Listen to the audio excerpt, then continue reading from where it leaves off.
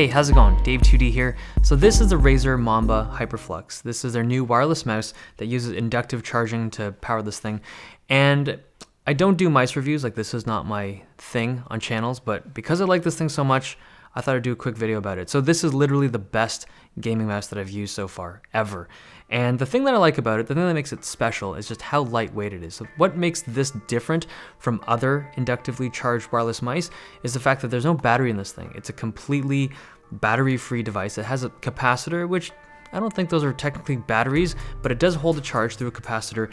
But because there's no heavy battery in there, it's incredibly light and it's really good for first-person shooters. So I like my mice really light, and this thing fits the bill. So I've used a lot of wireless mice before, obviously, and I've used wireless mice that use conductive pads. So I've used the Logitech, I think they call it the PowerPlay, and I've also used the Corsair, they call it the Dark Core.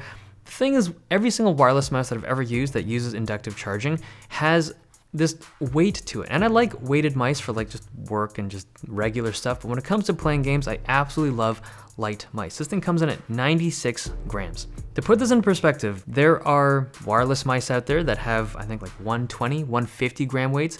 This is super lightweight. And when you're playing a shooter, it's just like, it just moves around real quick, real smooth, completely wireless mouse. It's just an awesome gaming experience. Now, the way this thing works is you have a mat, they call this the Firefly HyperFlux, and you connect it to your computer. So this thing is actually wired, but your mouse sits on top, and through induction, it charges the capacitor inside this mouse. So the charge on this thing lasts about 20 seconds, maybe 30 seconds. It's not very long, but you basically always have it on the mat. And when it's on the mouse mat, it never runs out of power. It basically uses the mat to sustain itself so you can kind of keep using it for indefinitely. Now, this thing can be used in a wired mode, so you would unplug the cable from the mouse pad and connect it directly into the mouse. And it's just basically to give it some extra functionality. If you want to travel with this thing, like you wouldn't bring the mouse pad with you, you just bring the mouse and the cable and it'll work. The HyperFlux mechanism to power everything actually feels pretty good. It feels reliable, more reliable than I thought like a wireless connection would feel, but yeah, I really like this system.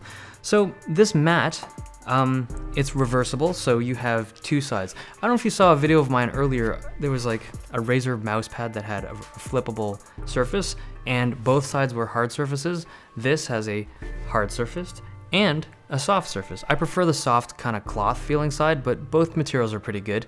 And the mat lights up, so it's got RGB lighting. I think this is unique to this system, like the PowerPlay and the Dark Core systems don't light up like this.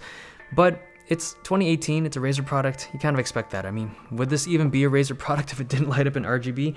I don't think that the lights look obnoxious or anything like that, because at CES, I was a little bit worried. The demo booth was really dark and the lights were just like glowing like crazy. These are fully customizable in the software and you can control brightness and stuff, so you can basically light it up to your heart's content or just keep it kind of muted. The mouse itself, so this is using the 3360 sensor. It's a pretty popular sensor amongst high-end mice. 16,000 DPI at the top end, it's fully controllable, and it's a very responsive sensor. A lot of people like it.